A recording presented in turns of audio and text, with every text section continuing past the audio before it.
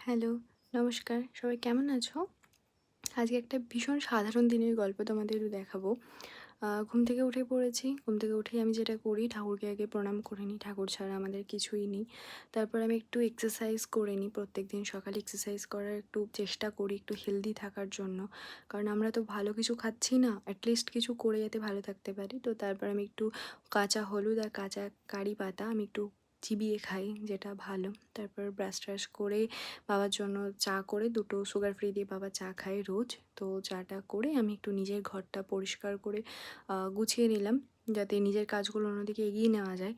তো ঘরটা ভালো করে পরিষ্কার করে নিয়ে তারপরে, এটা হচ্ছে আমাদের ঘরের ছোট্ট সদস্য কিকু। ওকে একটু আদর করতেই হয়। ঘুম থেকে উঠে আমাকে আগে ওর কাছে একটু যেতেই হয়। তারপরে ব্রেকফাস্ট করে নিলাম। ব্রেকফাস্টে যে ছাতু আর একটা আপেল খেয়েছিলাম। তো আজকে যেহেতু মঙ্গলবার, আজকে আমি হনুমান চালিসা পড়ি এবং আজকে বজরংবলির দিন। তো একটু তাড়াতাড়ি স্নান করে নেওয়ার চেষ্টা করি। তাড়াতাড়ি স্নান-টান করে বজরংবলিকে একটুখানি ফুল-টুল দিয়ে, তো তারপরে আমি একটু হনুমান চালিসা পড়ার চেষ্টা করি। তো তারপরে কিছু স্কিন কেয়ার ছিল, তো সেই স্কিন কেয়ার করে নিলাম।